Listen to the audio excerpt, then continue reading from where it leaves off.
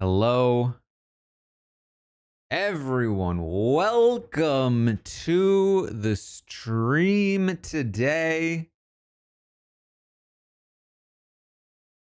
How are you all doing? Hopefully YouTube works. Hopefully YouTube is working. Doesn't look like it's working. I should be live on Twitch, YouTube, and Patreon. We'll see if YouTube functions. Hopefully. I went to stream today and I realized it's been a while and all my setups were messed up. Oh, I'm worried. It says excellent, but I'm not getting any actual video. Anyone want to check YouTube for me? Am I live?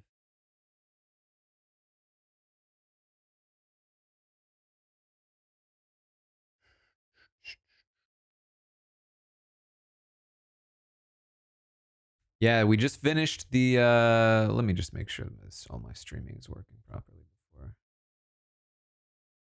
Yeah, it says an error occurred. Let me try resetting. That's not what I want to do. Oy. Oh no. Literally as soon as I ended it, two people went in the YouTube chat saying, "Oh, it looks good."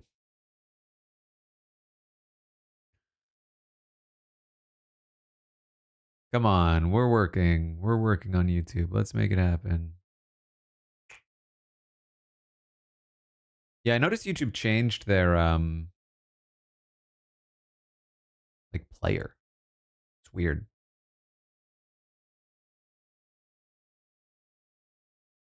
YouTube is working for you? It's not working for me. I'm not gonna lie. I'm trying to open it on my own browser. It doesn't work for me. I don't even have in my on my page. It's not even working. Let me try opening it on a phone.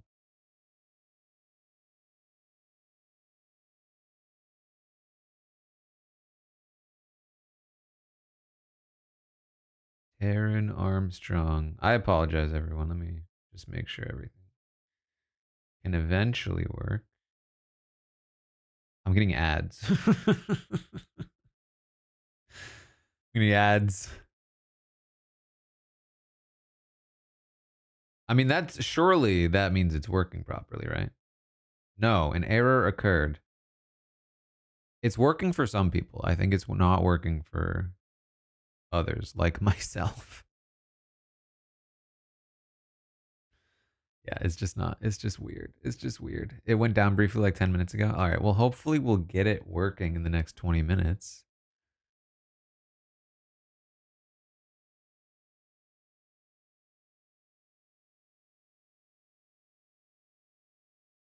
Anyway, I'm also live on Patreon. Hello, Patreon. First time on Patreon, not Twitch. Welcome.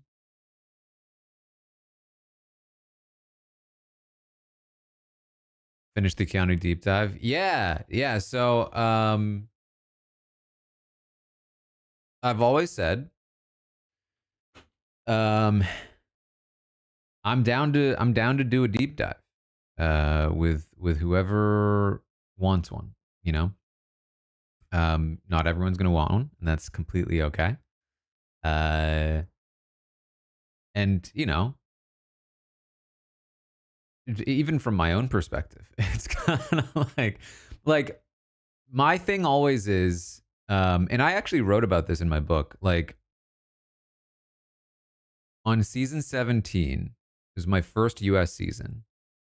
After the season ended, I talked with Steve a lot, and it was the first time I saw how much it could mean to somebody to have seen their experience. Because Steve was somebody that the edit really underserved. And even outside of that, he's somebody that like they didn't even show some of his camera talks. Um, and I remember like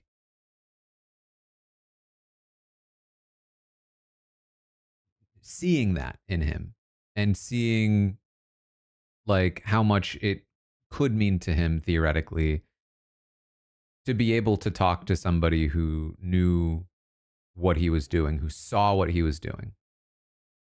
And then season 18 was like the first proper kind of deep dive I did with Nicole. Um, and I for sure saw in her that like she appreciated that I was able to see what she was doing and that somebody sort of was witness to their experience. Um, and so that's always my goal, you know, like at the end of the day, the fans like them much of the time, you know. Uh there's a certain way of doing them in one way and another way. Um sometimes people really like being informed of the things that are happening. Sometimes people really want to like explain themselves. I think one of the reasons why uh like it works for me from my perspective is that like it is as much context as possible when discussing the thing, right? Um which is tough to do outside of like the 4-hour format. but but I really want to give people a chance to like say their piece is the main thing. And if people don't want to do that, they don't have to. I'm not I'm not chasing people. Um I will sometimes, you know, especially if it's the winner, I will like reach out and be like, "Hey, you know, are you interested?" Um but for the most part, it's like, you know, at this point, the fans do the reaching out. Like you guys are all up in people's business, and what I will say is, I think there's some validity to that. Of course, once you reach a certain point, I would hope that you would all be very respectful if somebody does or doesn't want to do one. Um, but but Keanu reached out. Keanu reached out, and he basically was like, "Hey, I am interested in like." Learning what I did wrong, essentially. And so I was like, I'm down. Like, I'm down to chat if that's what you're interested in. I mean, whatever you're interested. I mean, which is again, not to say that I'm going to like, if for some reason, you know, like Riley reached out to me, like, it'd be a pretty different conversation. Um, but so like, I'm not gonna just ignore things, right? That's part of it. Um, if it matters to me. Like, and by ignore things, I mean, I don't care. I don't care what kind of drama they're into outside the house. It's just, I just don't care. There's so much happening um, that I've seen with like, with people in from the game um, that like they're being followed and people are taking pictures of them and like all kinds of stuff. And it's just like, for me, that's just like for me, they're gone. You know, they're out of the house.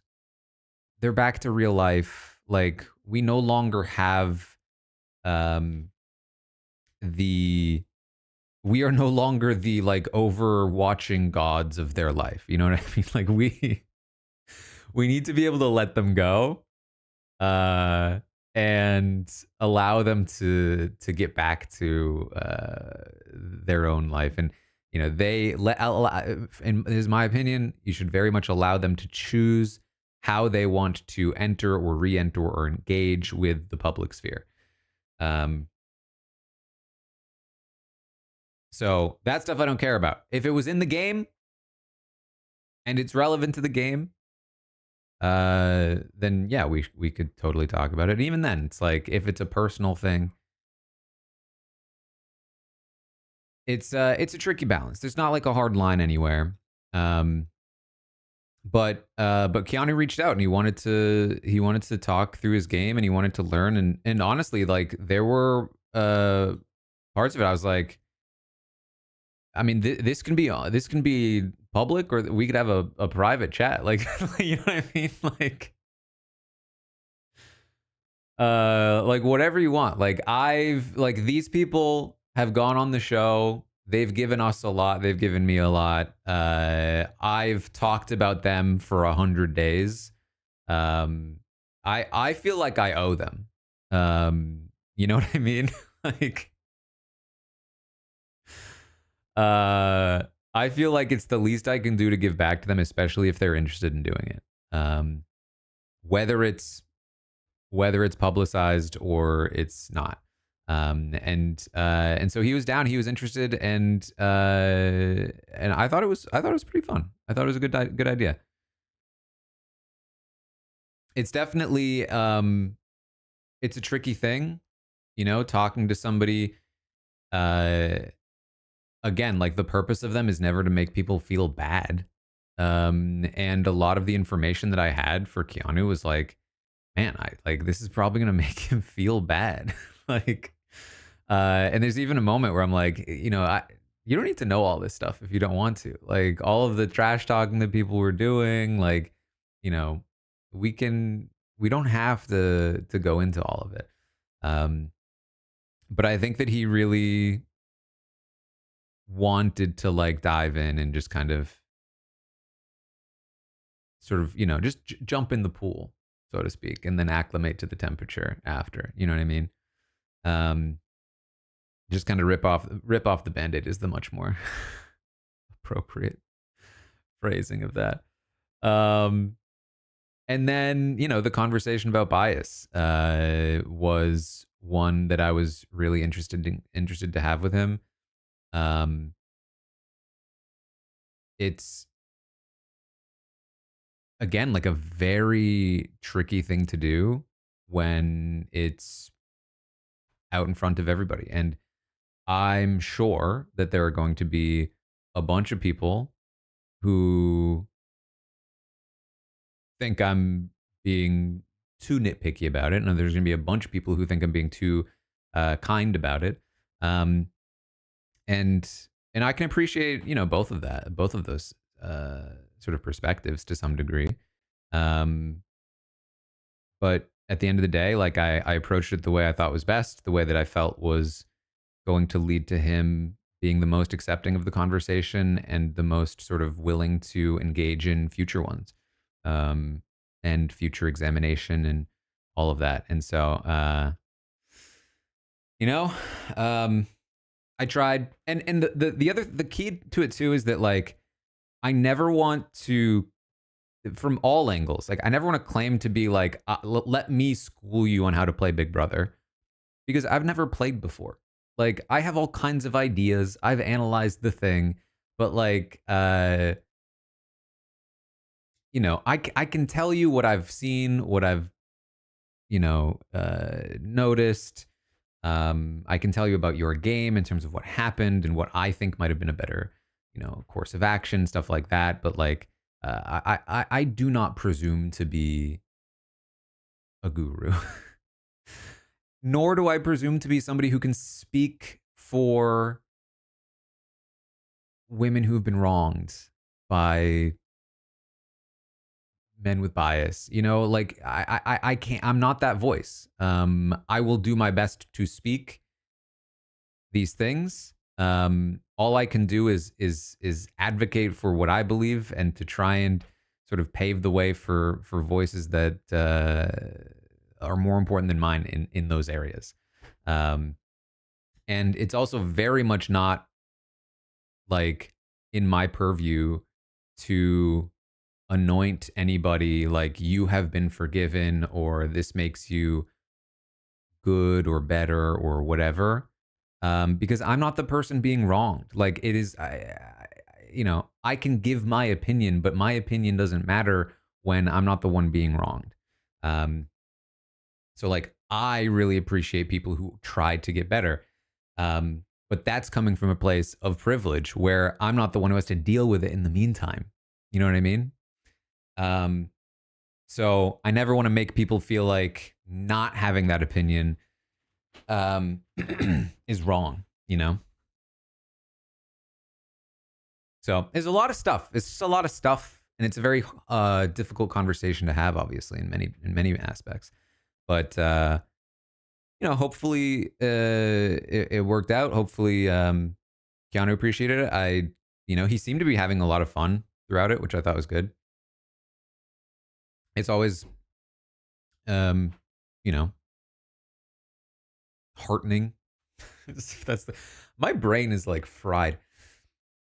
It's always nice when people seem to be enjoying the deep dives and sort of appreciating the conversations.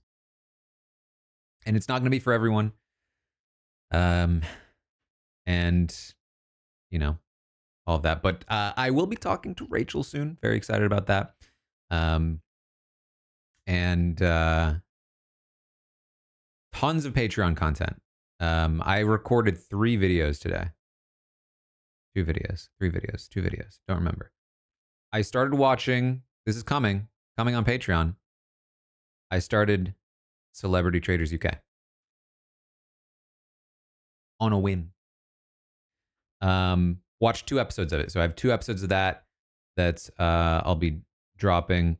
There's so many shows coming out. I'm wondering if there's like a way that we can get on a schedule where I'm just like dropping one video a day.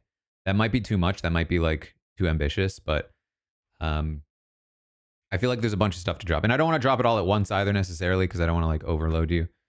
I was going to drop Jet Lag today, but then I was like, geez, the freaking Keanu deep dive is happening right now. So but I did record Jet Lag. So Jet Lag episode 4 will be coming. Survivor right now. Amazing Race. I'll do tomorrow. Survivor and Amazing Race are the only things that are higher tier. The rest of it is lower tier. Basically anything like CBS. You know what I mean?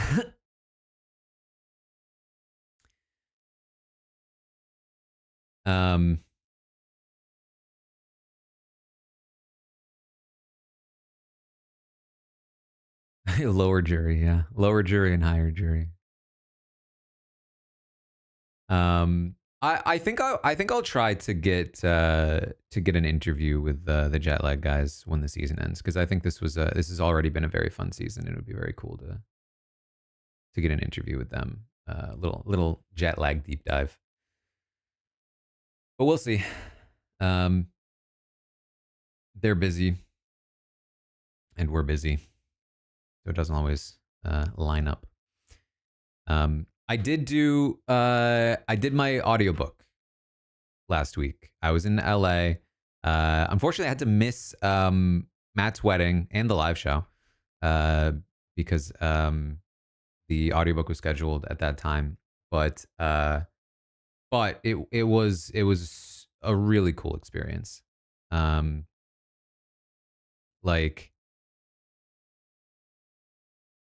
First of all, I got to hang out with a bunch of friends in LA, which is very nice. I saw Jacob Jones. I saw Taylor. Hung out with Zach. Went to a Survivor watch party. Very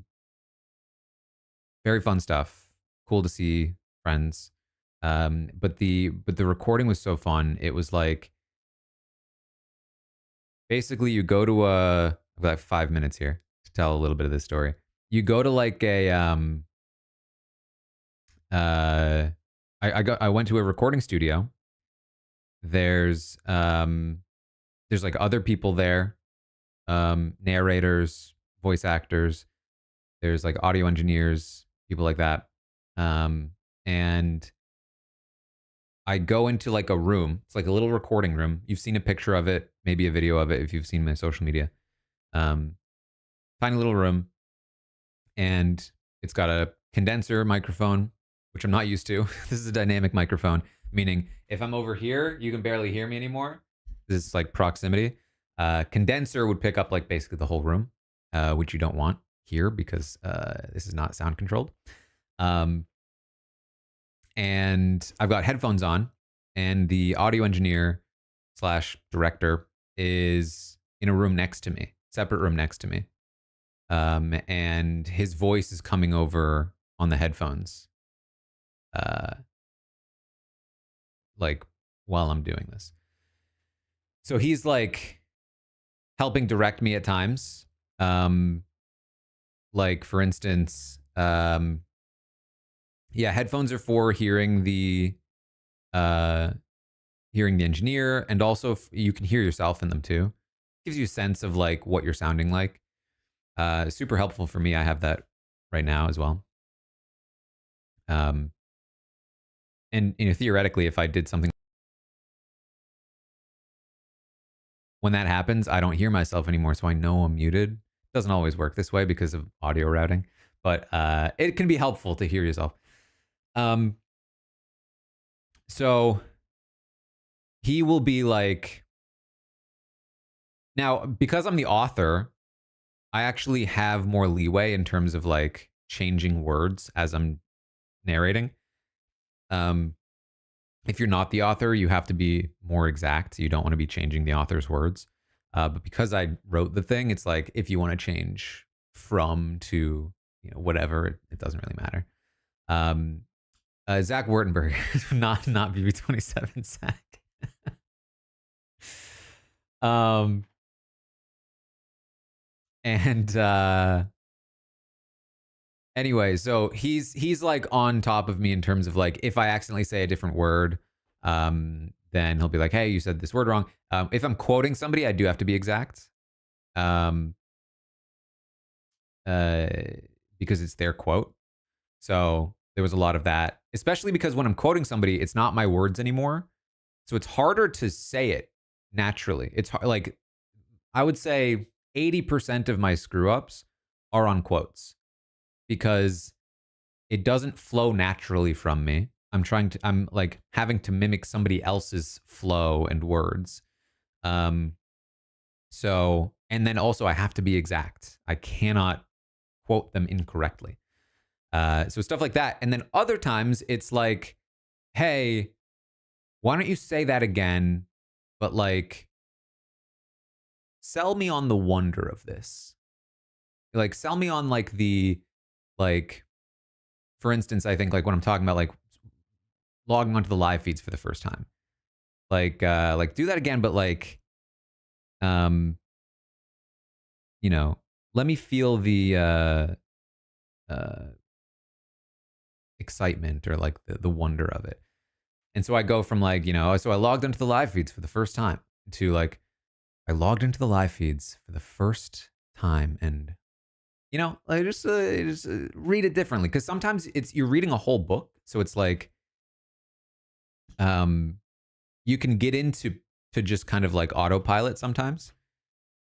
So very useful for somebody to be like listening and being like, hey, you should try doing it this way.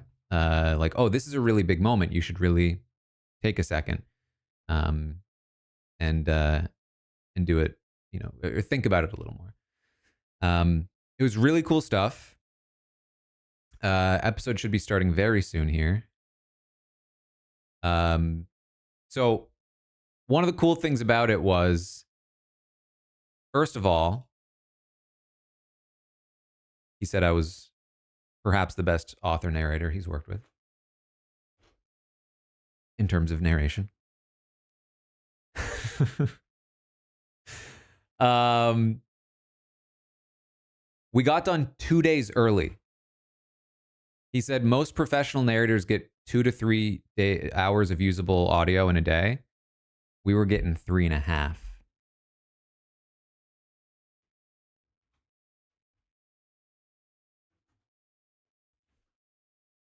All right, episode starting. Hold on.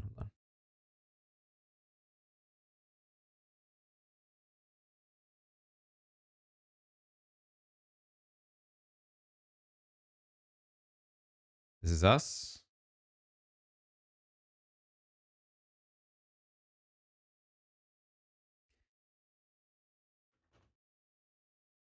All right, I don't really care about the previous sound all that much. Yeah, I think being a podcaster helped.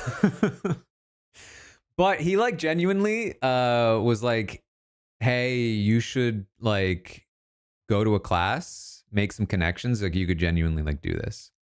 And I was like, that's cool. Because it was really fun. And I would be interested.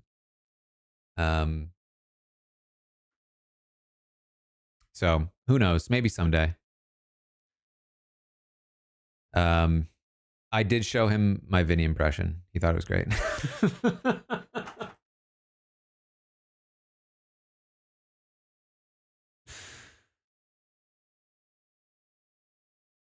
um, it's still like super nerve wracking because it's like now it's done. I have no more um input. There is a pickup day in case they need to do pickups if like there's something that they need to be something that needs to be re-recorded.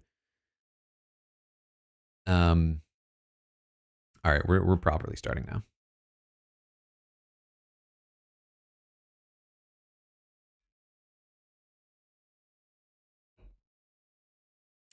Book is about 12 hours, just under 12 hours.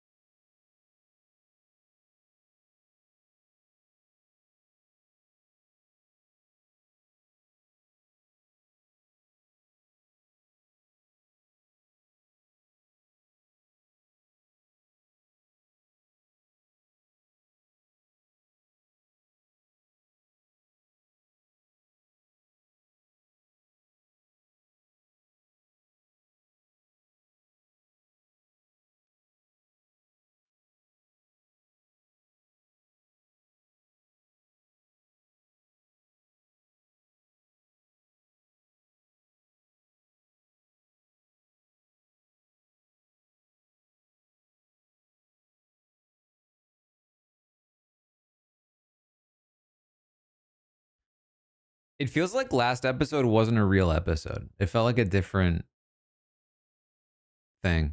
Whoo!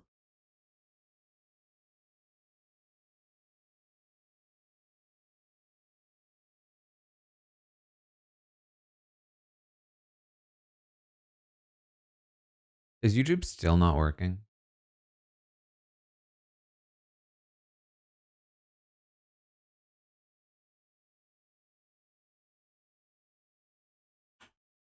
Man, that sucks.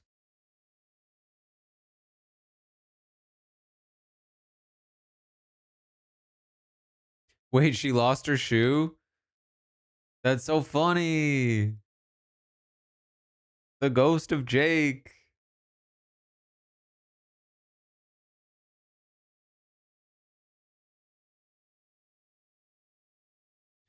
I think YouTube is working for some people, so I'll keep it up, but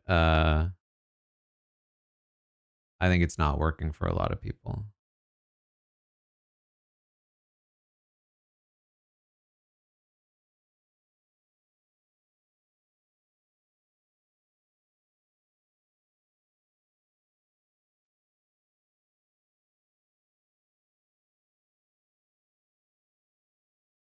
Hmm.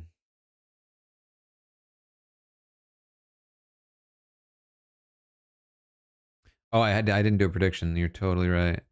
Sorry, I meant to go live earlier to tell these stories, and then it took me forever to get my stuff up and running again. I was having problems with the second OBS instance. Commercial by 5:15.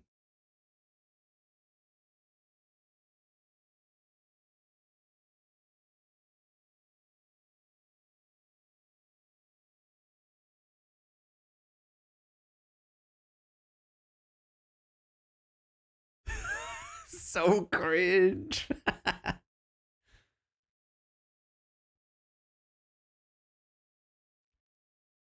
Okay, there's one other thing I need to say, which is that I don't know if you can see it back there. I got Steven's book. Escape. And I read it. Like I read the whole thing, and it's really good.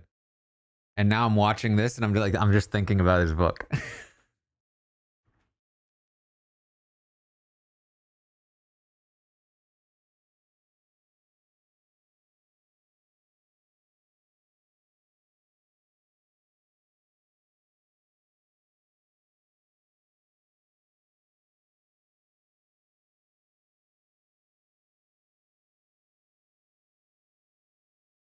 A tribe switch is wild.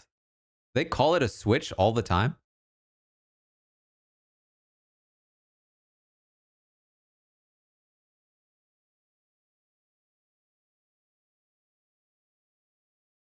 Switching tribes.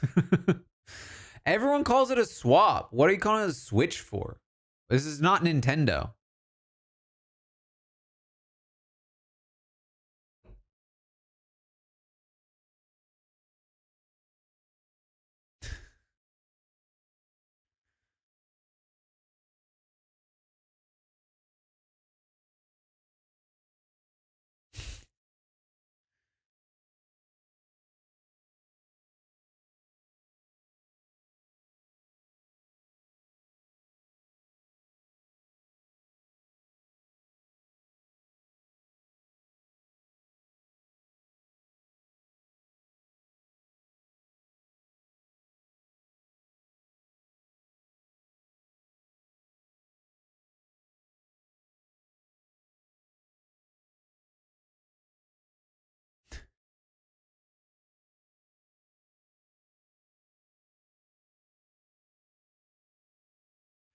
It's so funny about the shoes.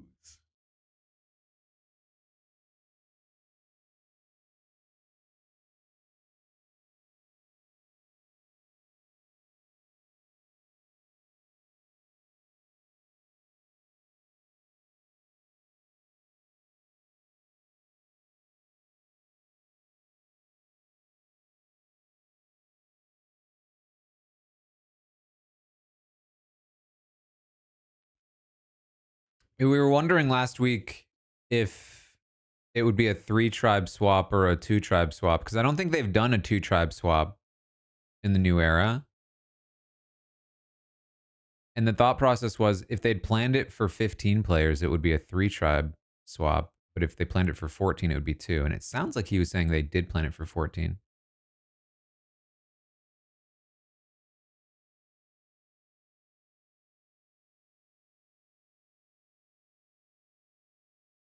Oh, they got separated.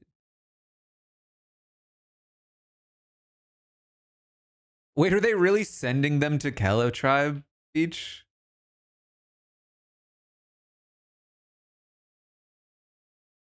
The Hell Beach.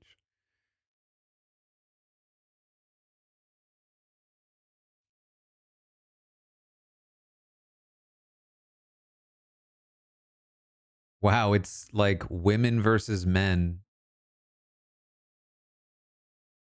Almost.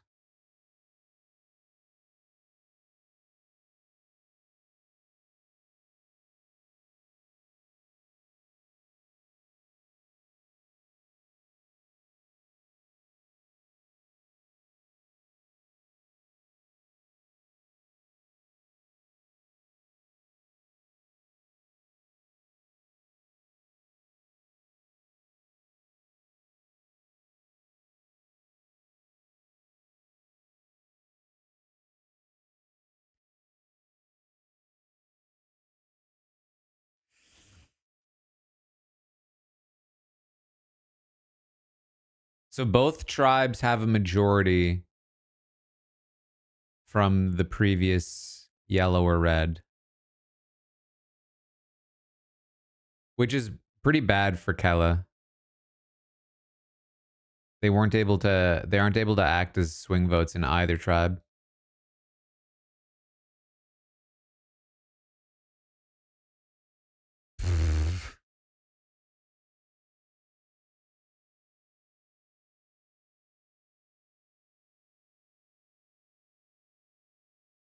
So, okay, probably what happened is that that was a challenge that they had intended to do,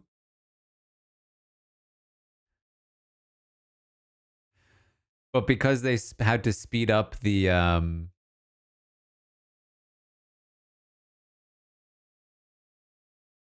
swap, they probably had to cancel it.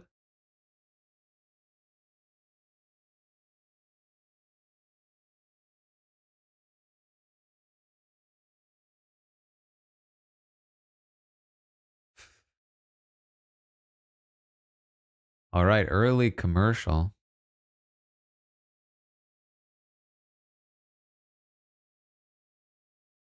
He also faked me out. I thought that we'd get a challenge there, which is why I put 515. All right, give me one moment here.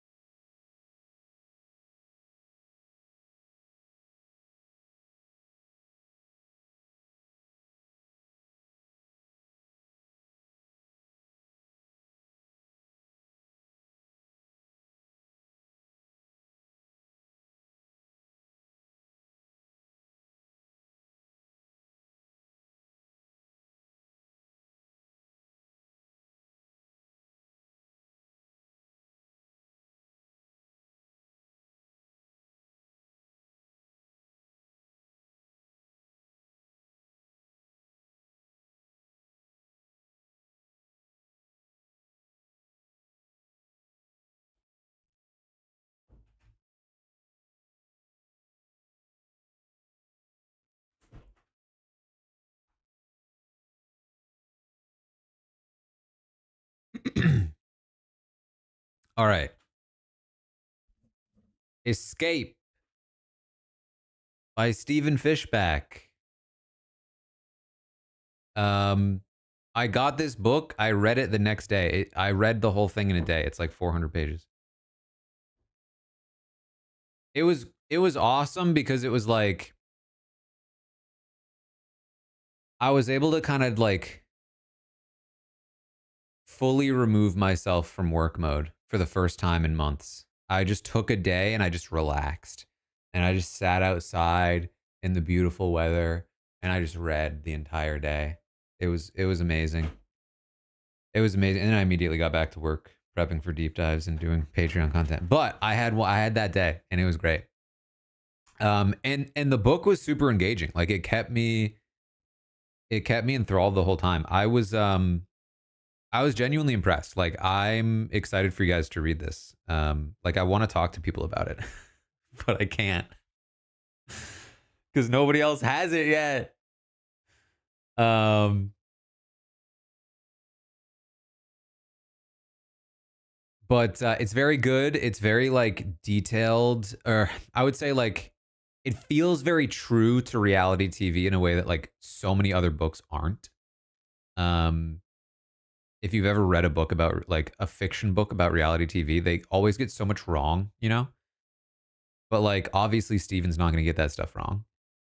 Um, but then also genuinely, episodes back, his character work is so good. Like the characters feel really well crafted, which is a huge thing for me.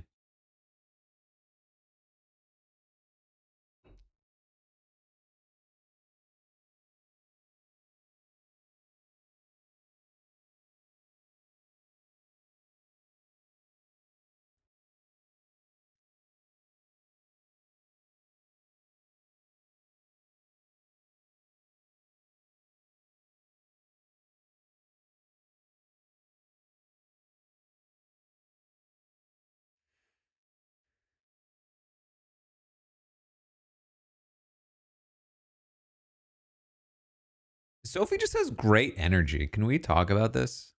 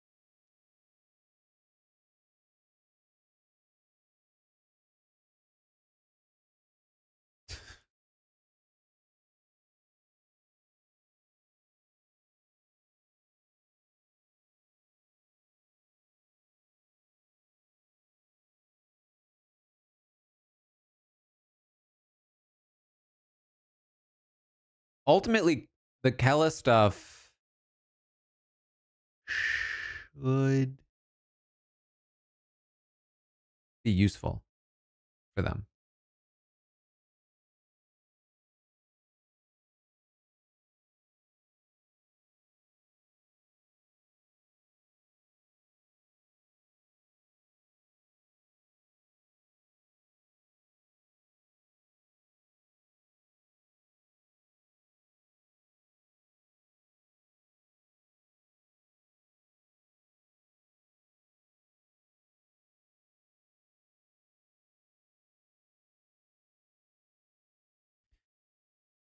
It's so weird that we're getting these introductions on episode 4.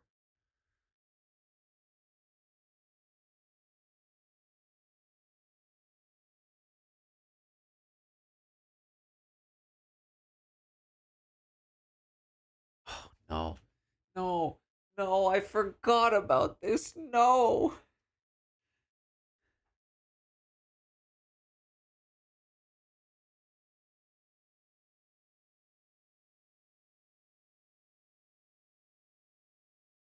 All of their legs are just destroyed.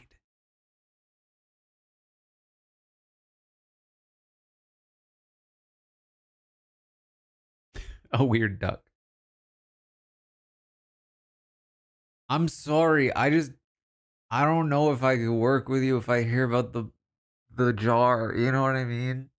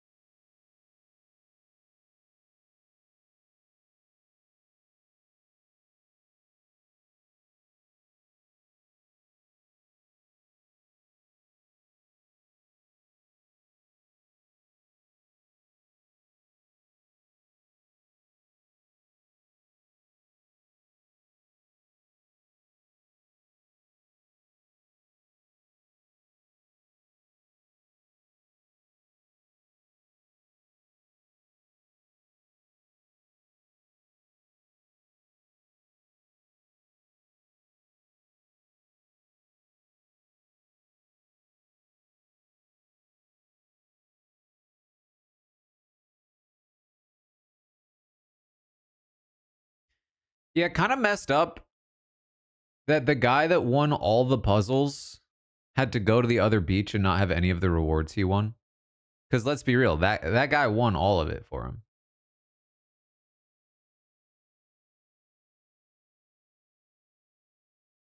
No, no, no. Sorry, he's still there. Sorry.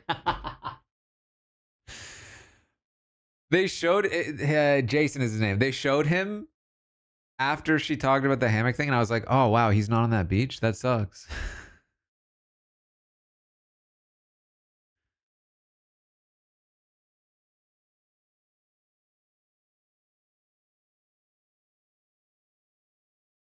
Yeah,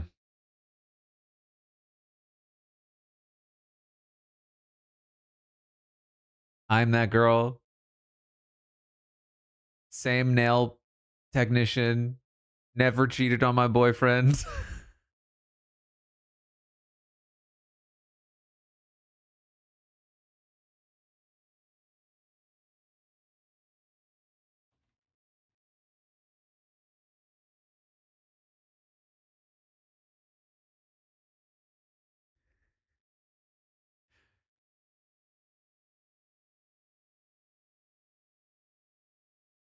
Her shirt looks so clean. I think it's the color. The color hides the dirtiness.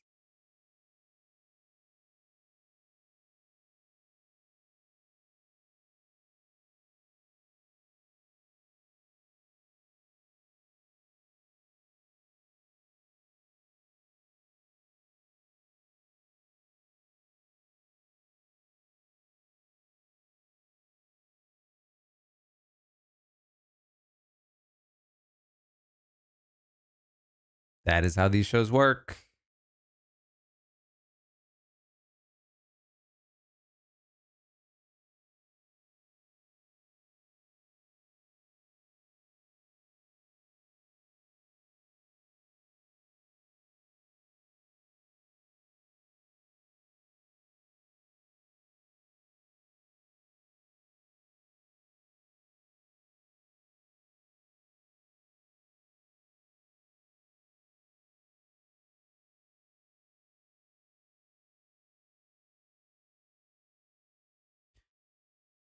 All right. Sorry, I forgot to do a prediction there. Next prediction.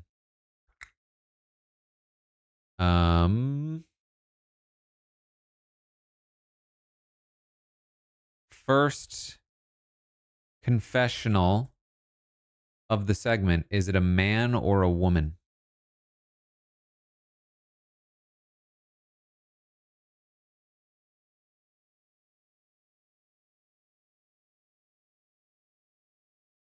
I think this is fun because based on the tribe layout, you can kind of make like educated guesses.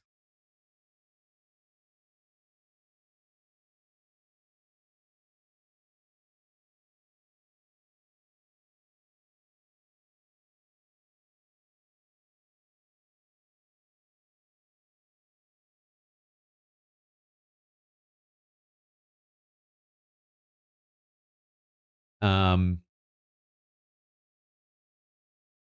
I'm hopeful. This episode, I'm really hoping like. So many of you may have like missed my. So basically, last week I was gone. We've already talked a little bit about this. I was gone recording the audiobook, so I didn't do a stream. I did make a video for Patreon, but it was a rewatch of the episode because I went to a watch party. So some of you may have seen that, but I would assume many of you haven't. Um, I I mean, obviously there was a lot of human drama in it with the snake bite and everything. But strategically, this season has been really like a big letdown, I think, so far. Um, and I'm really hoping that with this swap, like we really get things moving. Um, like I don't know. It felt like a prologue. You know what I mean? The fact that we're on episode 4, they swapped into 2 tribes and everyone's introducing each other, introducing themselves. It feels like this is the actual start of the season. So I'm very hopeful that we really. What is happening here?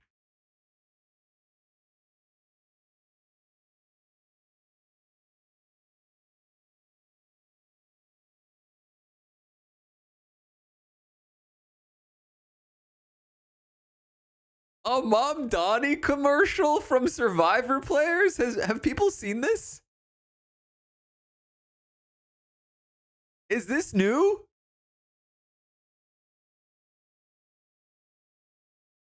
I I don't know if everyone saw that because I'm my current viewing perspective is from New York.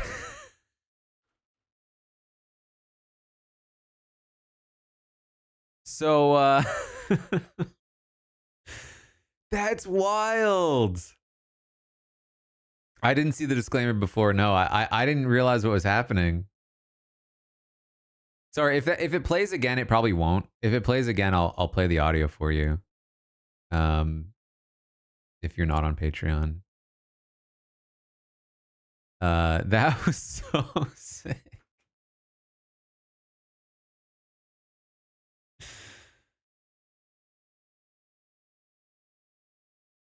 It said the following is not sponsored by Survivor or CBS. That's so funny. Yeah, it wouldn't be sponsored by CBS, would it? All right, we're back. We're back.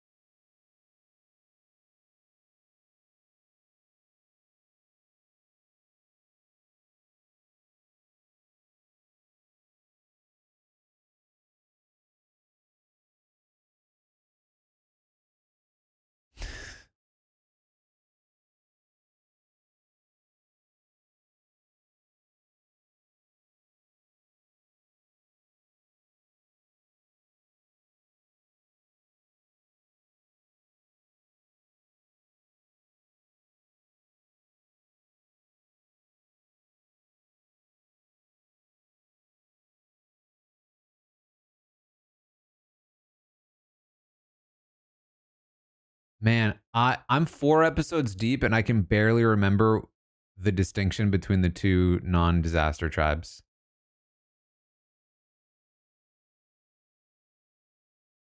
Yeah, Alex was first, I believe, so that was a man.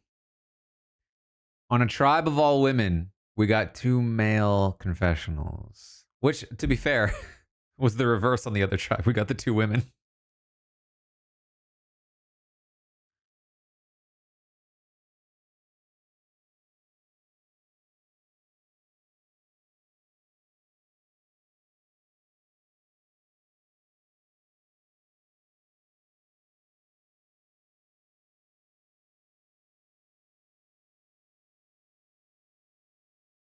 You can't ever underestimate someone who survives a tribe decimation.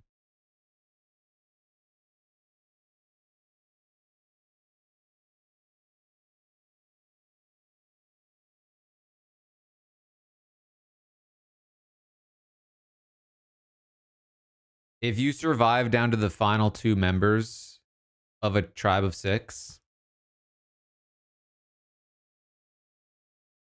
you've got something. You know what I mean?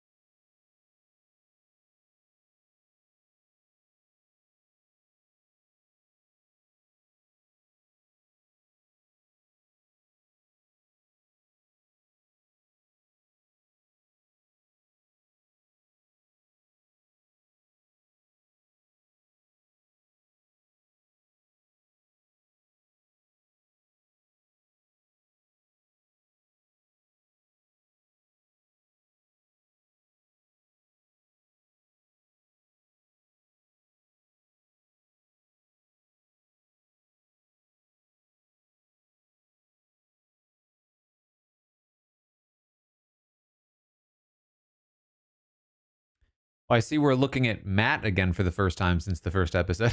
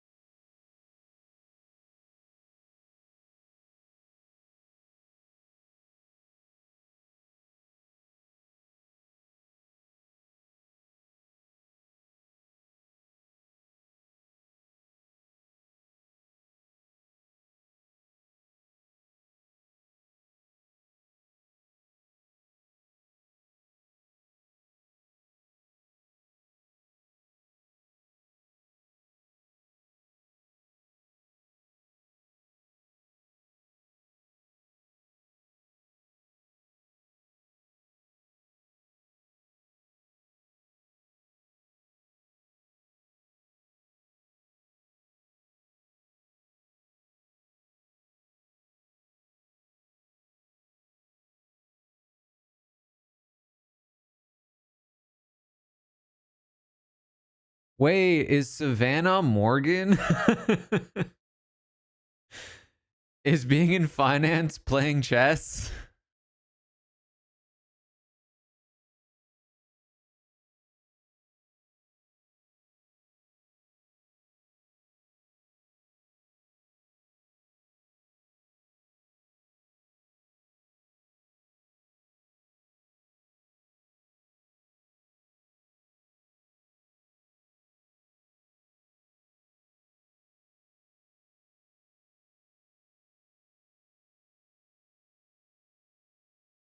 Not looking good for my listen. I pretty much gave up on my draft after this first episode, maybe the second episode.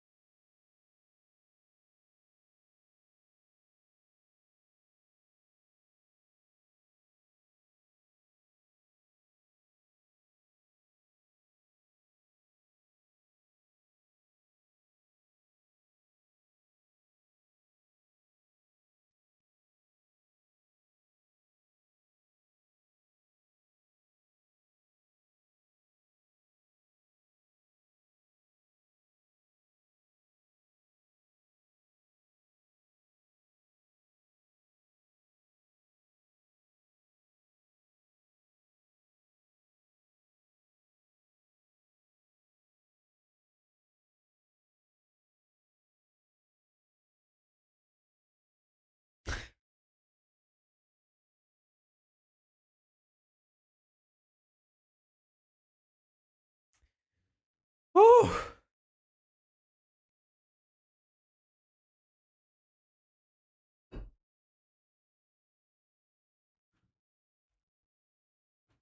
that's devastating.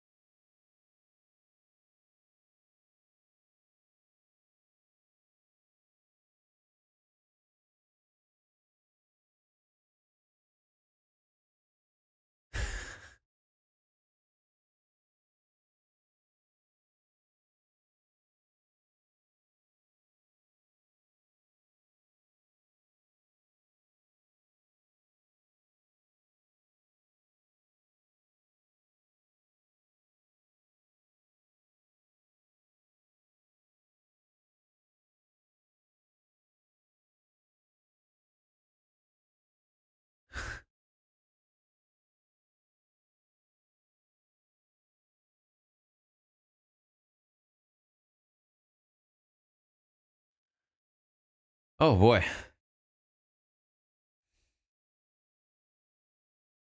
Sorry, I'm still reeling from her story. Um, it was man. Next prediction. What time is it? Um, challenge.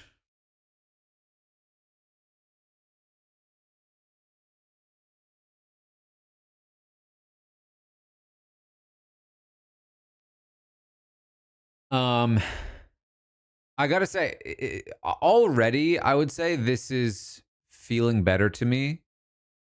Um, because we're actually getting to know people better. I feel like I've gotten to know Shannon more in this episode, and obviously some of the others. But like specifically, what I'm talking about is that like we had heard about how Shannon was this sort of like spiritual guru on her original tribe that people were drawn to, but I never felt it. I never saw what they were talking about. They just said it. But watching her and seeing the intensity that she has when she talks to people, not a bad intensity, but in it, but like I could absolutely see how if I'm talking to Shannon and she's looking at me like that and like giving like just full attention, so receptive, so responsive to everything that people are saying, um like I now get it. I'm okay. Now I see what they are seeing. The people that it works for and the people that it rubs the wrong way. Like before I was like, oh, she does yoga? Like, I don't like, what do you, um, but now I get it. And now she's much more interesting as a character to me. And I think they've set up a very interesting, um, conflict between her and Sage in the ways that like they differ as personalities. Is she the AI Jesus one? I think she was, right? But at the same time, though, I still don't know what exactly she was talking about with that. Like, I Googled it, but I don't know if what I Googled is the same thing. Not that not, there's likely going to be a very good explanation for it, but. Um, man, this show's still going, huh? This ghost show.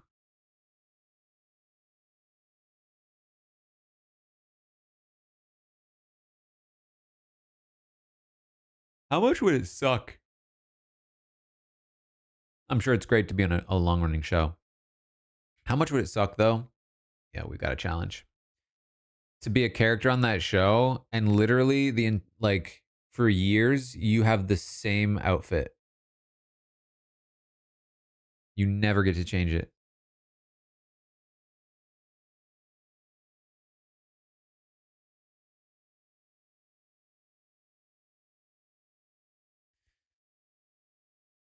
All right, what should the prediction be for the challenge?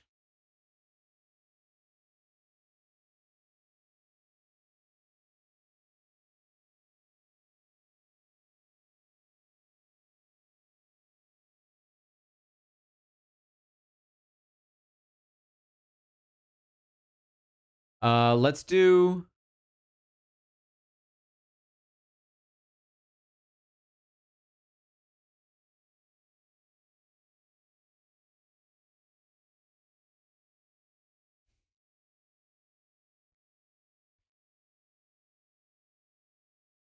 Nah. What should I do? What should I do?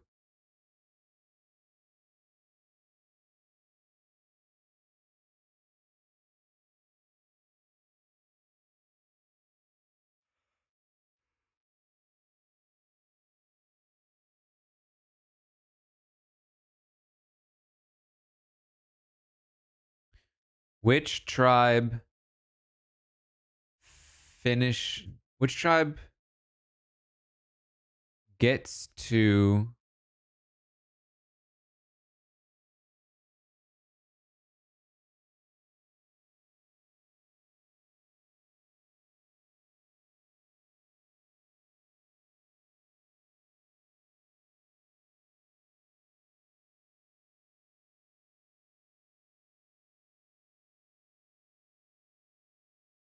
the stacking first? Yellow, blue. Should I do that?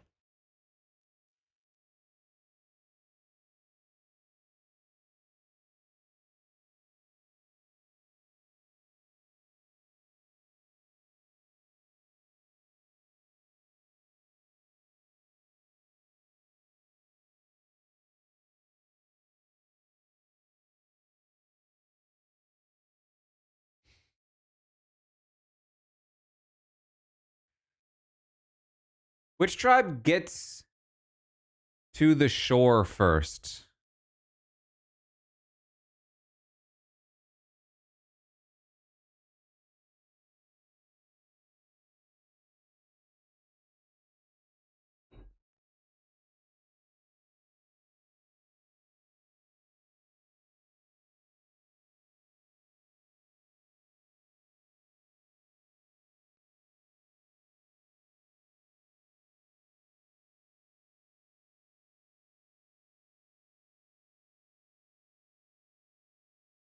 I'm sorry. What do you think fruit is?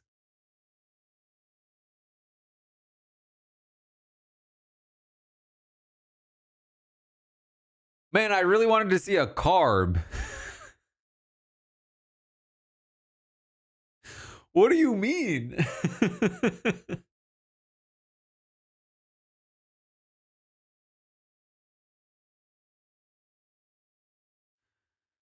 This is diet food.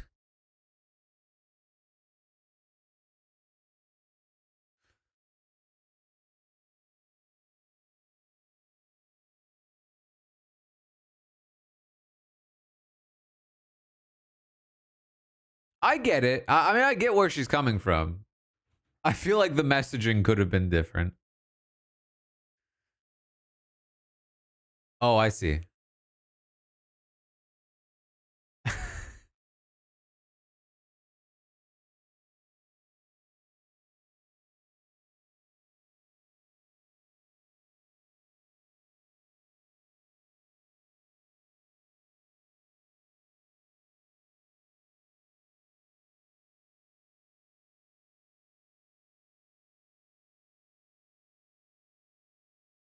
They really dissolved the red tribe and kept the undefeated tribe against the tribe that had always lost.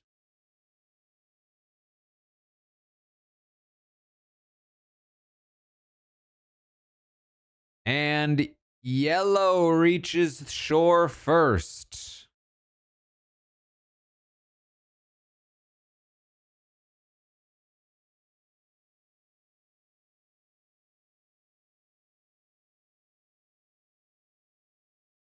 Oof.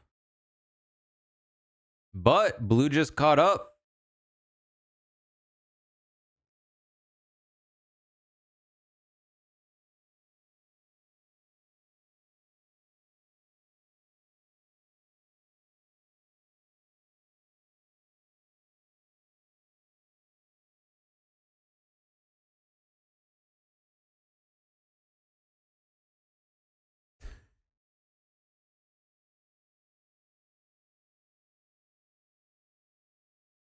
Yeah, take one stack makes sense.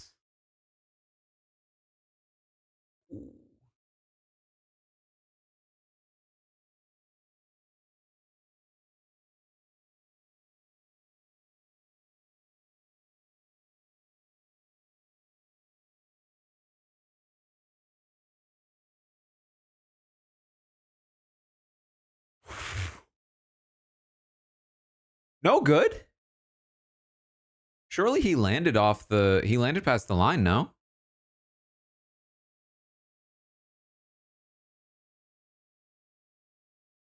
I'm surprised that was no good.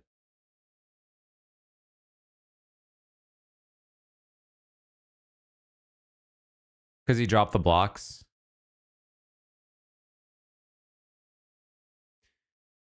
Why'd they pick Matt? He really dropped the ball here.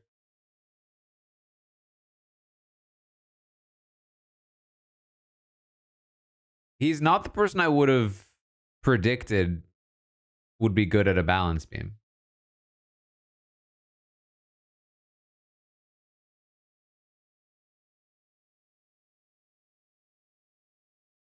And I mean, he's getting through, but he clearly is not great at it. Drop the block. What did I say?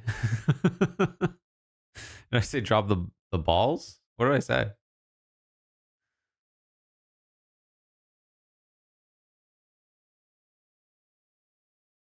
I said ball. See, that's what happened when I was recording the audiobook, is that I'll just say words I didn't even realize I said. My audio engineer has to be like, oh, you said a different word.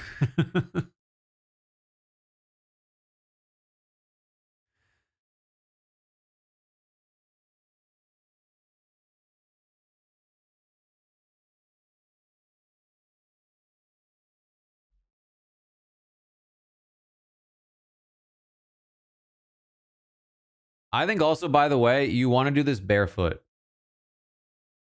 on the beam.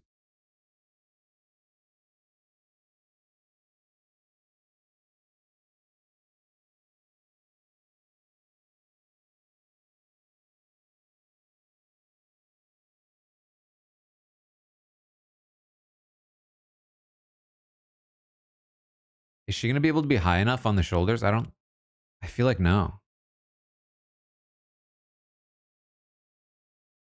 Yeah, she needs to get higher. Make like a pyramid?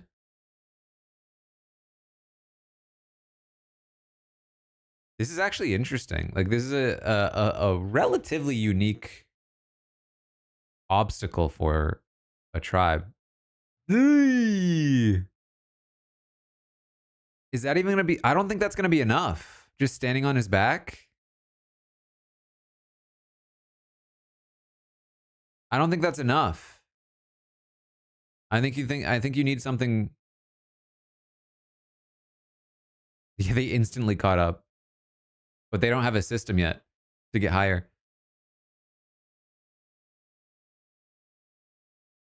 Yeah, putting them up stacked is the way. Yeah, if you stack the rest of them and then place that as their highest block.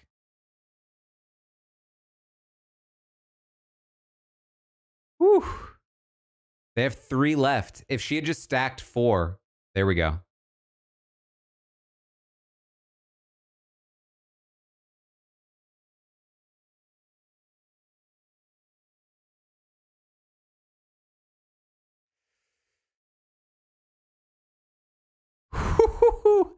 That's tough. Let me tell you, trying to balance on hands like that. She's still too low. Have her stack the rest of them. Have her stack them and just put it up. Oh my God, she has to come back down. She's still not high enough. I think Rizzo's high enough. I think Rizzo can finish. He's going to stack it. Yeah, he has them stacked. He just needs to put one up. Oh, he's too short, though. He just pull one down and stack the 3. Oh, my God. Oh, no, he did have a third one. He had a third one still to go.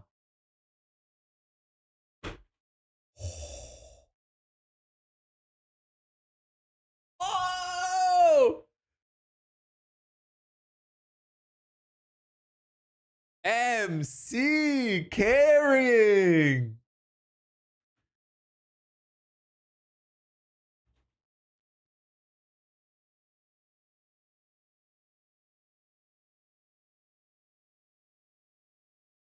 She literally was the base and the person that got up there and made it happen. I was about to say, Christina, that's a really bad idea.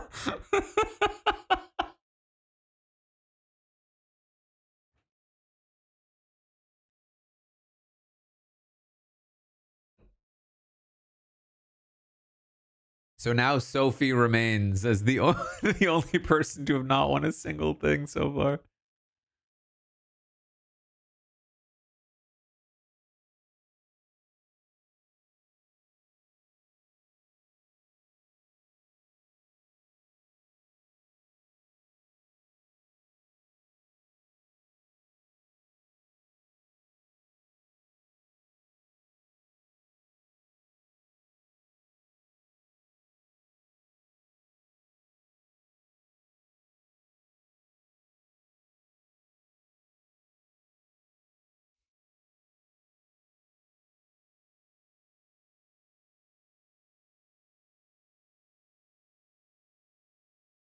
Is this has to just be Matt, right? It feels too obvious.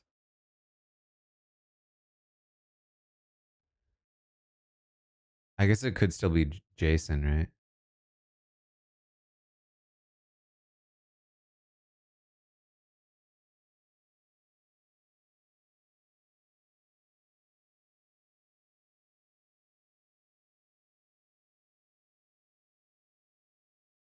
I just feel like the Matt stuff was so obvious.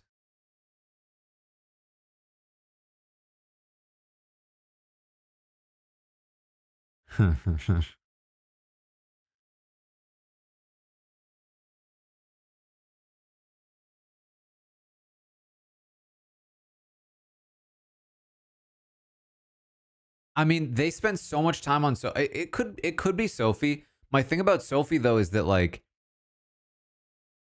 it would just make it even more. It would make the whole first 3 episodes feel even more pointless. They've spent so much building Sophie as like a main narrator of the entire season. And meanwhile, Matt and Jason have barely been on the show. And if this is going to be like a major reset, it's like it's not impossible because you still have Alex, but it would not feel good. And I think you need a little bit of a feel good. You know what I mean?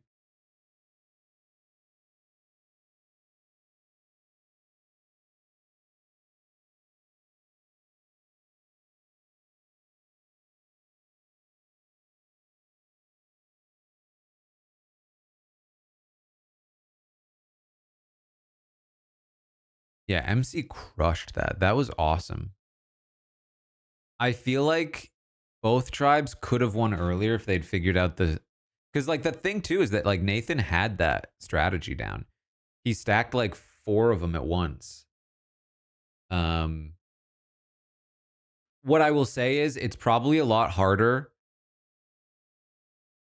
to have the blocks stacked in your hands and place them when you're unstable on a person.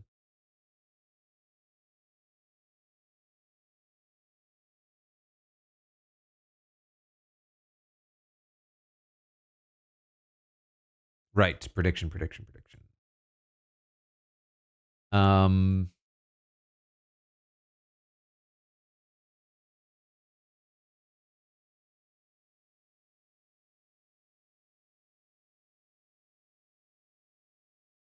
does whoops.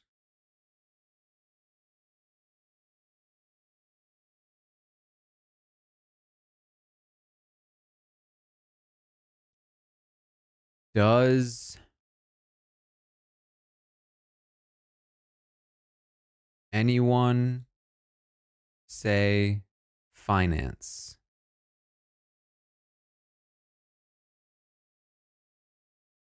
I will accept financial. I will accept finance. Anything that has to do, obviously, referring to Matt's job, but you do have to mention the finance part of it. Can be financial, finances, fine. You know, I will accept money. I will not accept. I'm looking for finances. Blah, blah.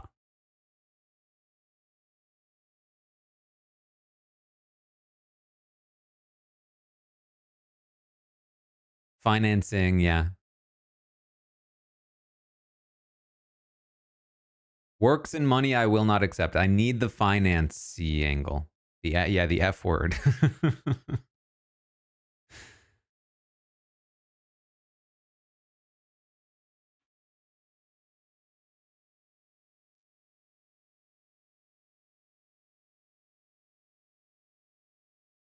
Financier.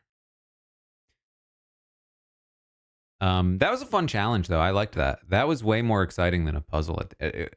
Listen, I don't hate puzzles at the end of Survivor challenges. I think puzzles are great. I think there is an over reliance on puzzles. Um, it's a similar problem to the Big Brother problem, where it's like the issue is that if you test the same skills over and over, you're just going to keep getting the same results over and over. So, you know, when you can put Jason on a puzzle, you're going to win.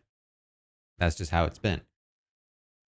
But when you can't put Jason on a puzzle, all of a sudden somebody like MC gets to shine because now you're testing a different skill and we got to see something else that was super impressive, which is cool. All right, we're back. We're back. Could I put an Easter egg in the audio version that just the No, I do have some Easter eggs in the book, but mostly just referring to other Big Brother things that I didn't include.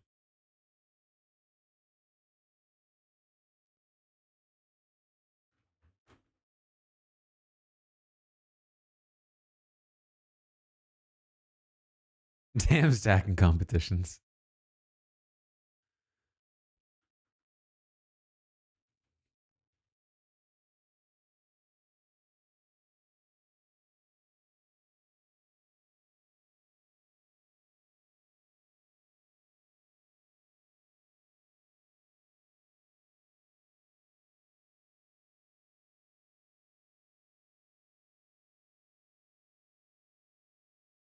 Okay, so how does this work?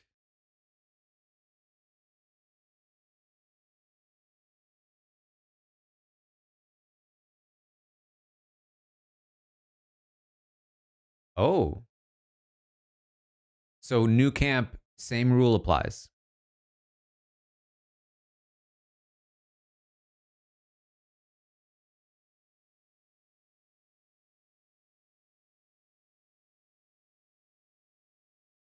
Really interesting that that he told her.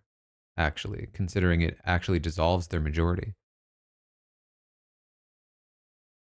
Well, not really. It's still 3-3 at worst.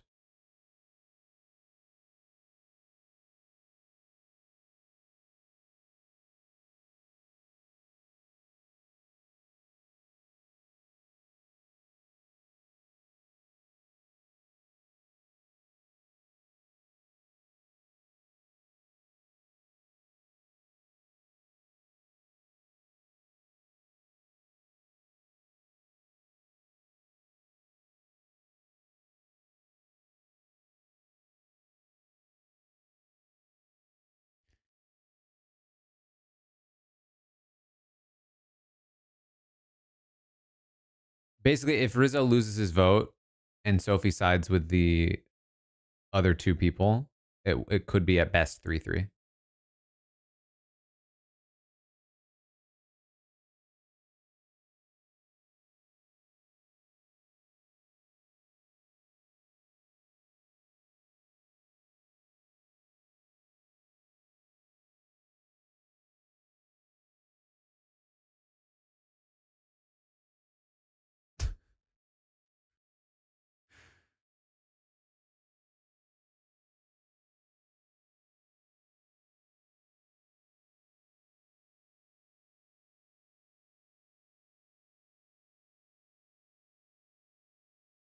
Does everyone say that? Or was that him that said it last time?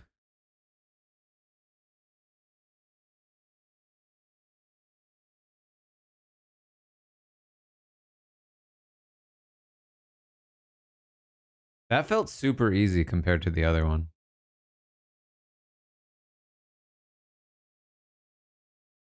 I guess I mean, they had to hide it specifically for him, theoretically.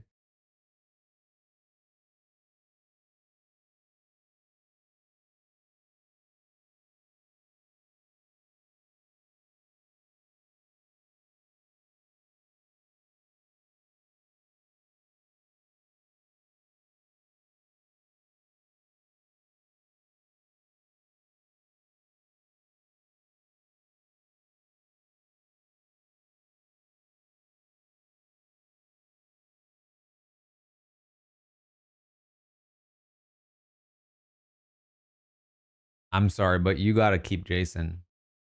If you don't want to lose more tribals, lose more immunities, you got to keep Jason around.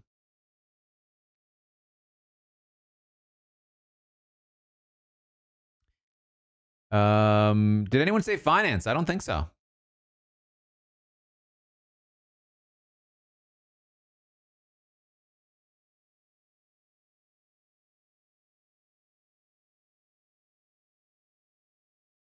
But let's run it back. Let's run it back. I got to run it back because I think it's a good one.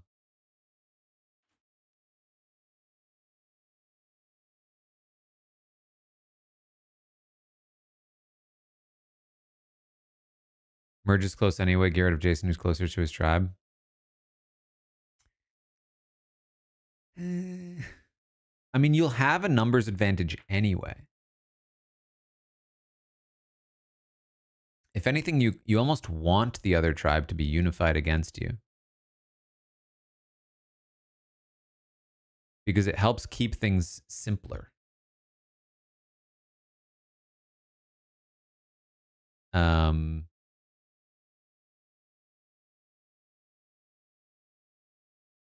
you don't know how you don't know how soon merge is coming. Like merge could be in 2 rounds, could be in 4 rounds. You could merge it like 10, you know?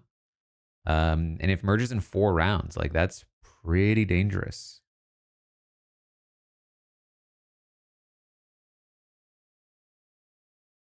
New Era has always merged it at 13. That's fair, but New Era has not had a 2 tribe setup yet, you know?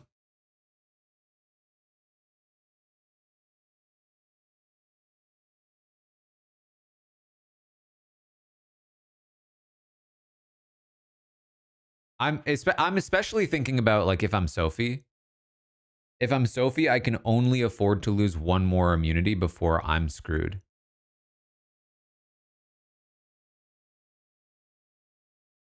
Merges with 13 people since the early 30s.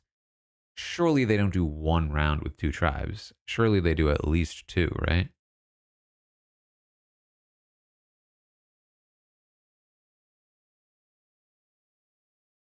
Did anybody watch this movie, the live action How to Train Your Dragon?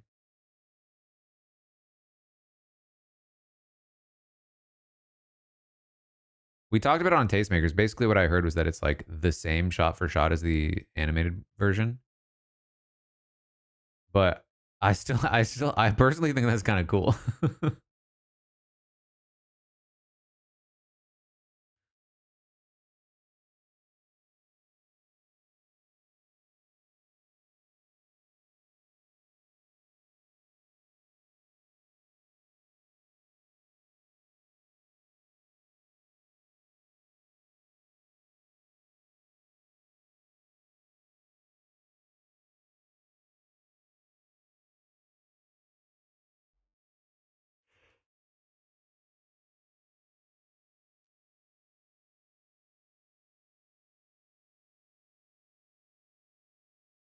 All right, we're back. We're back.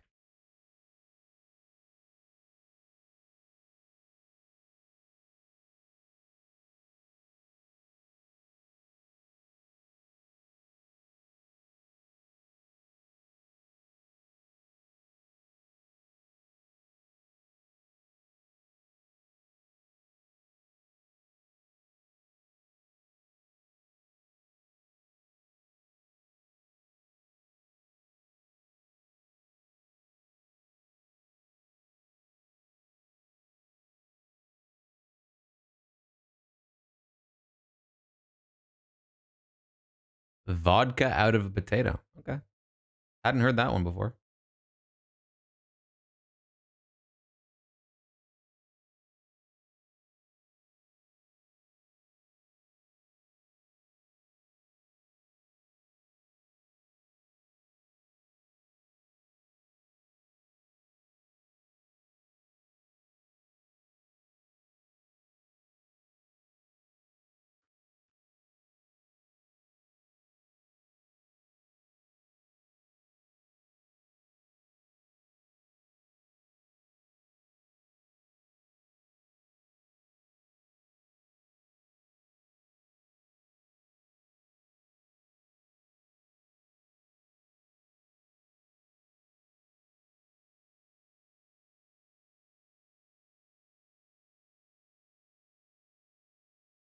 I mean, bro, you can't call it the first big move of the season.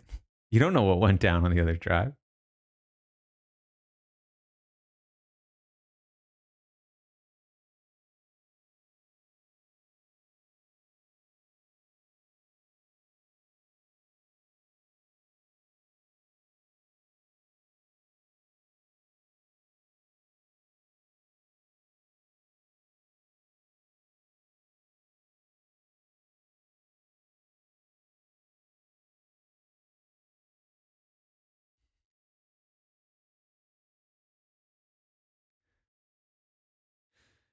I like this guy. I wish we had seen more of him to this point.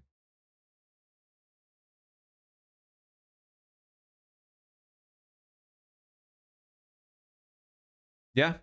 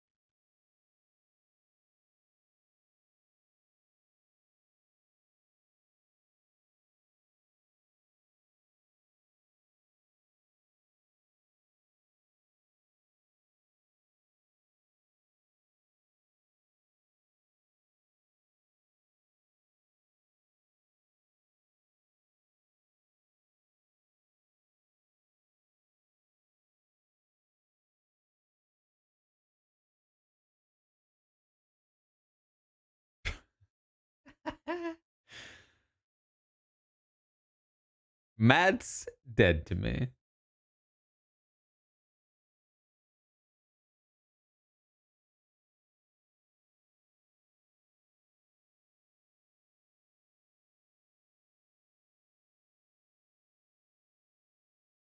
Savannah has these weird reads that I just don't agree with.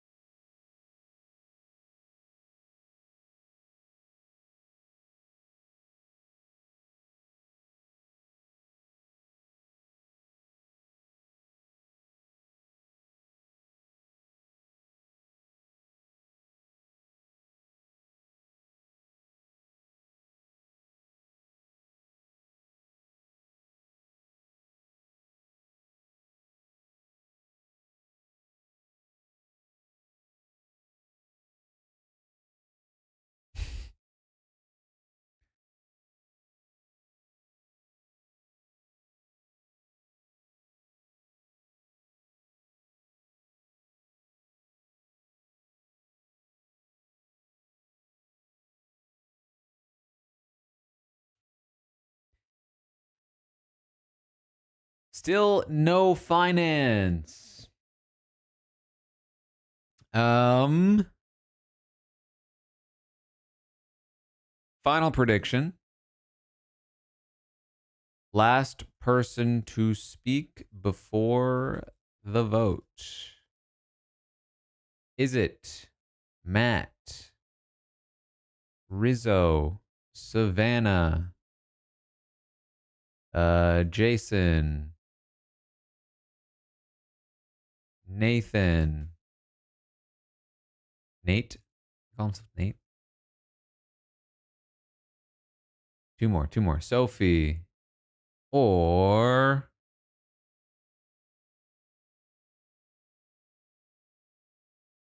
Jawan.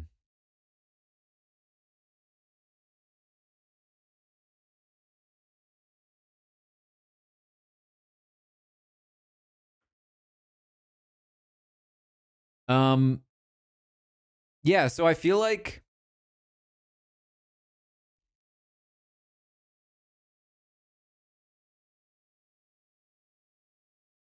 this like this thing about like, oh well, Jason doesn't seem willing to work with us. Like, I don't really know what they mean by that. Like, he's being cagey. I feel like Jason's strategy was fine. Like, yeah, I'm just gonna play the shot in the dark. Like, no offense,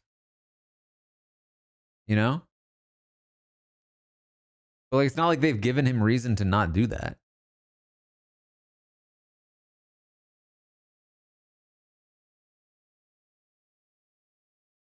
Um, I mean, compared to Sophie, yeah, he's probably gonna fall a bit short in terms of like how comfortable Sophie's made them feel.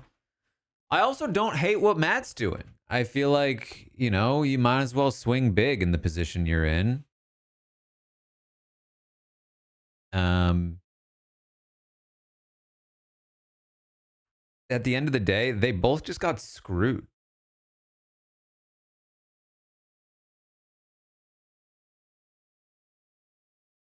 They both just got massively screwed by the swap. 2 people to 4, you know? Um, and that's just the way it is.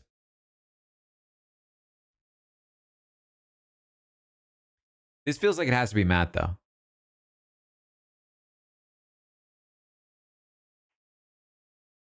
I feel like we've barely gotten anything from either Matt or Jason, but we've gotten even less from Jason.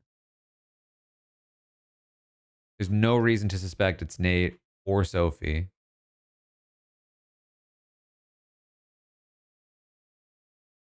The problem, though, is for me, I don't really care all that much. I kind of like Jason, but like,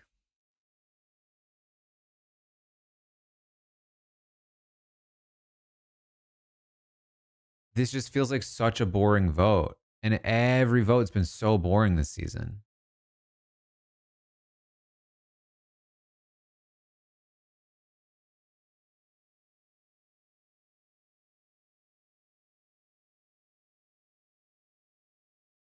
I mean, the only way they could have actively worked to prevent this is if they had intentionally split the tribes up so that the numbers were even, which would have been more interesting. But then you have the dilemma of like, is that the right call to appropriately split the tribes up? All right, we're back. Or is it better to make it random?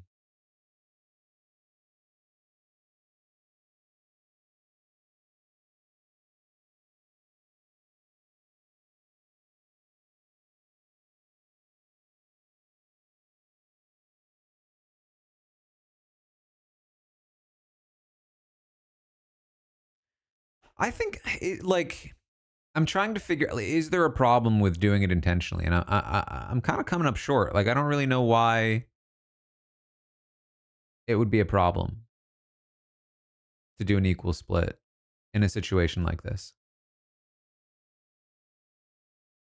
I guess you're forcing Kella to break up, which is maybe unfair. Because they could randomly end up on the same team together.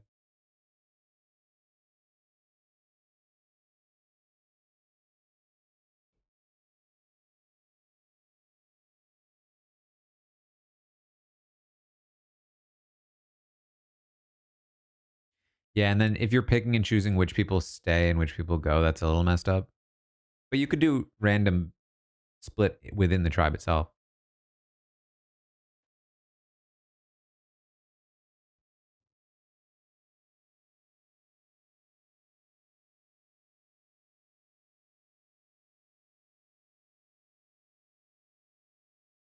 A lost puppy.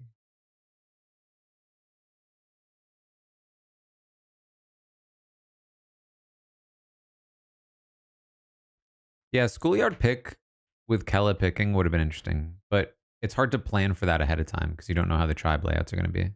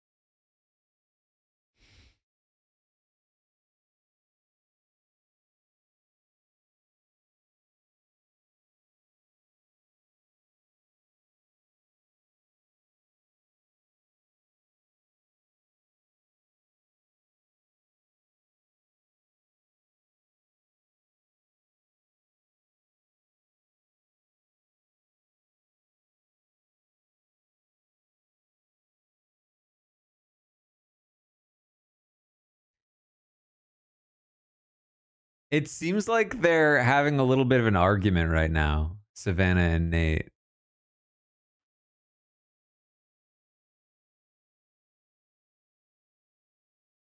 Like they had a disagreement about which one to send out.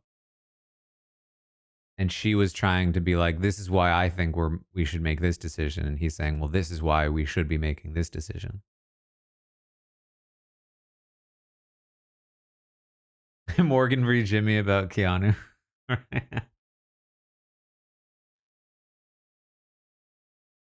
I feel like Nate got his way. I feel like Savannah was throwing in a little stinger to be like, I think we're making the wrong call. And Nate was like, well, the reason we're making this call is because he came from me.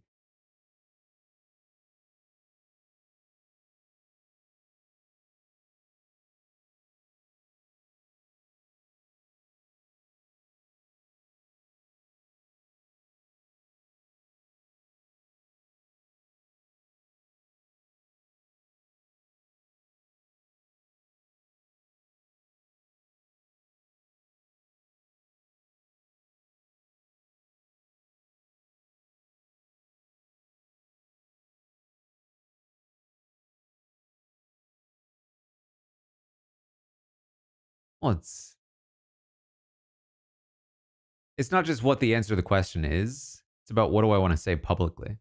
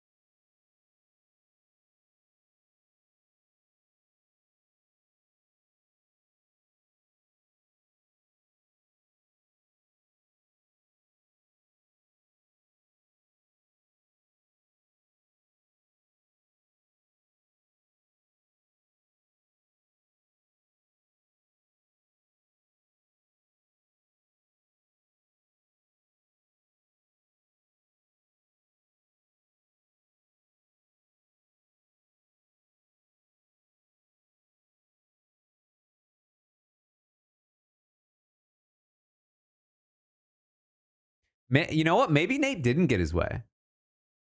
He seems upset. Like he's really being messy here. Maybe he's upset because he didn't ultimately get what he wanted.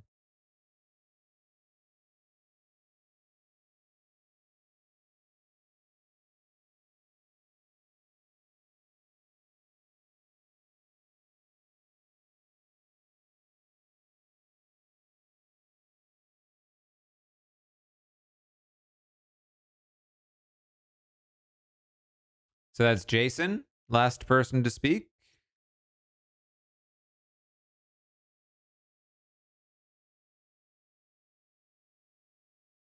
Wow, only 2% went on Jason. Huge result.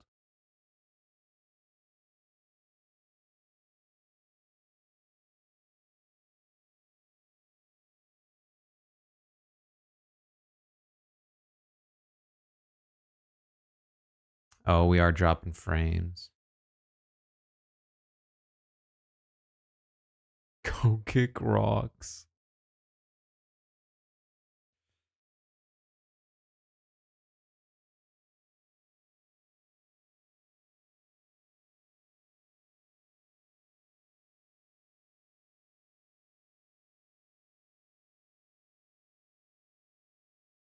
All right, we should be back on board.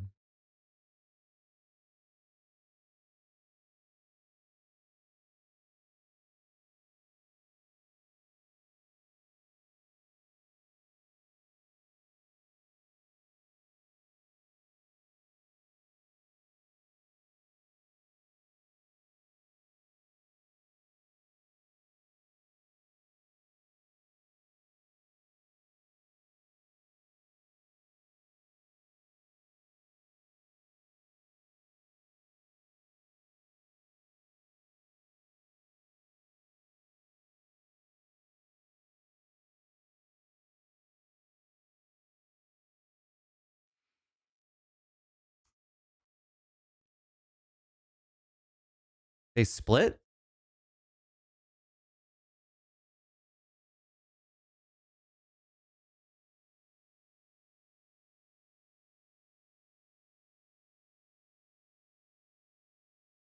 That has to be it, right? The two Jason votes.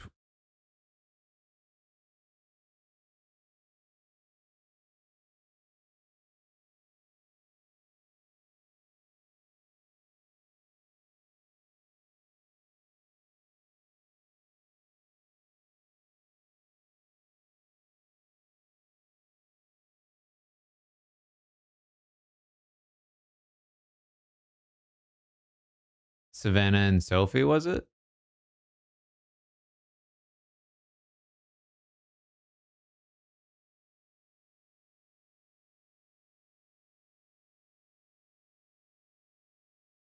Yeah, it makes sense to have split with the shot in the dark.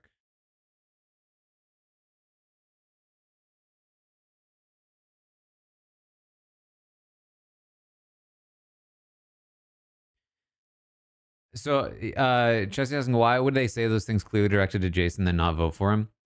Um,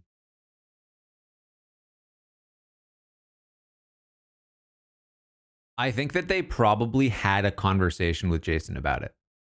They said, "Hey, we want to keep you around, but you're basically telling us that you were going to side with your original tribe, and we really want to work with you moving forward instead." And he probably promised them, like, "Hey, I've got you. I'll vote with you. I won't use my shot in the dark." And so then, at tribal, sort of like the facade was, we're voting Jason because he's not with us, and this is to prevent Matt from using a shot in the dark.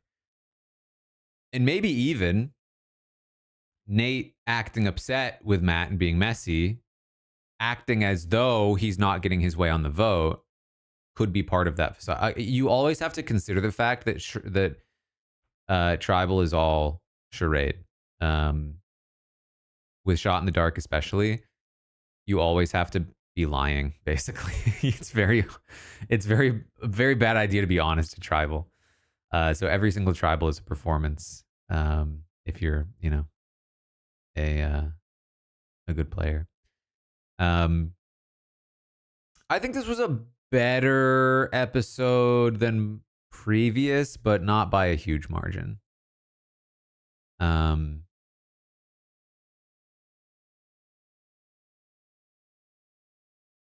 you know,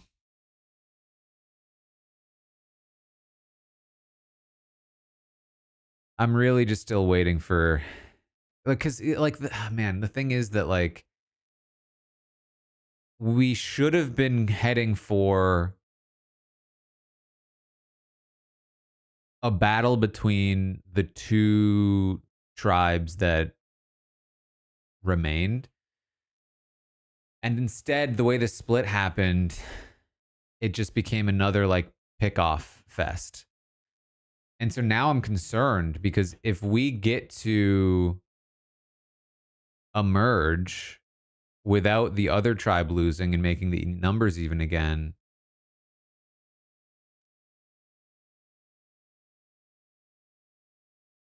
I mean, Pagongings have not happened in the new era. So I doubt it would happen in that way. But like, we've got to start an actual storyline soon, you know?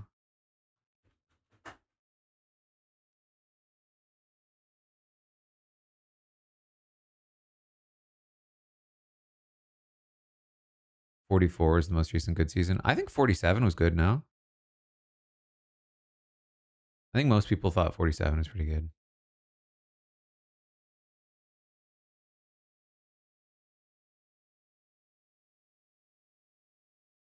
All right, we're back.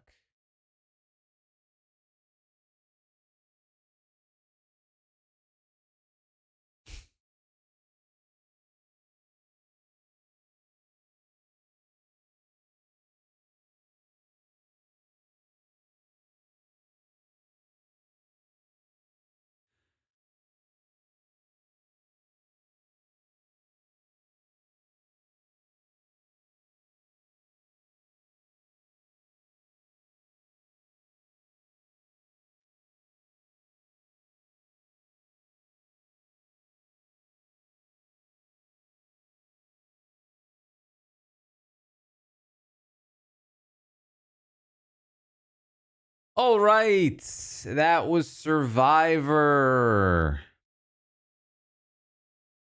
We will not be doing an Amazing Race watch live tonight. I will reserve the right in the future to do one. Um, but I need to protect my peace a little bit. As we are still, I've got a deep dive in the morning. Which whoops, I just leaked the timing. uh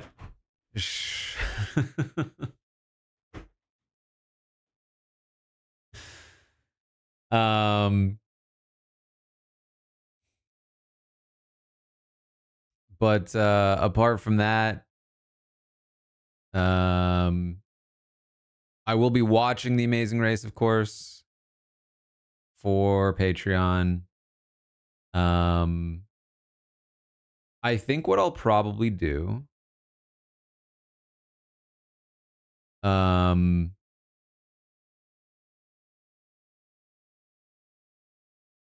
I think I'll drop Jet Lag tomorrow morning, since I already have it recorded.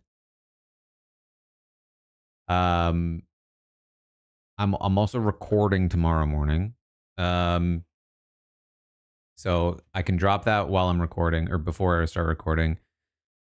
And then um and then later tomorrow I'll watch Amazing Race, and I'll get that out by Friday morning. And then I can start dropping Traders UK after that as well. I think that's the current schedule for the Patreon. I am liking Amazing Race. I've actually been enjoying it.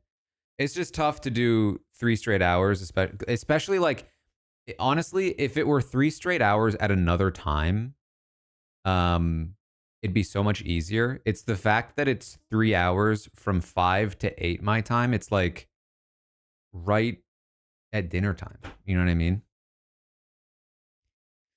Um, so it's really tough to like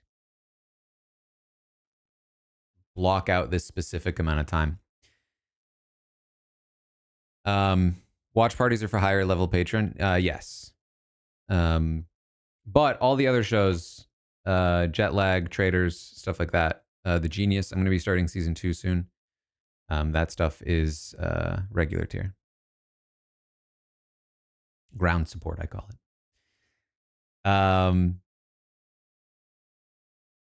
Anyway, hope you enjoyed.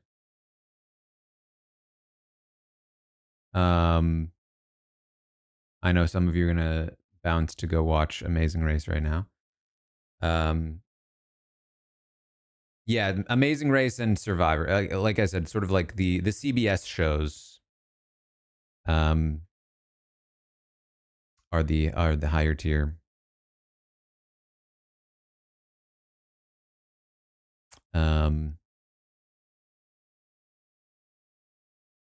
But that's what we've got. Let me see. It's been a while, so I feel like I don't know if there's anything else I need to update you guys on.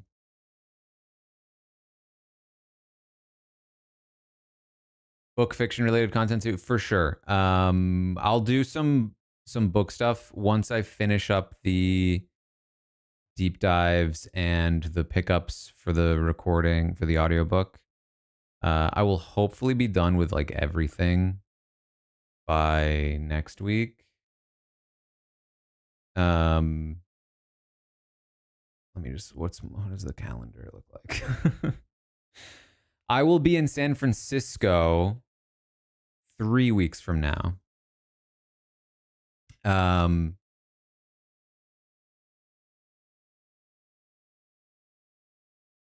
And that's for the Survivor. So that's another, by the way, that's another stream I won't be doing. I will be in San Francisco.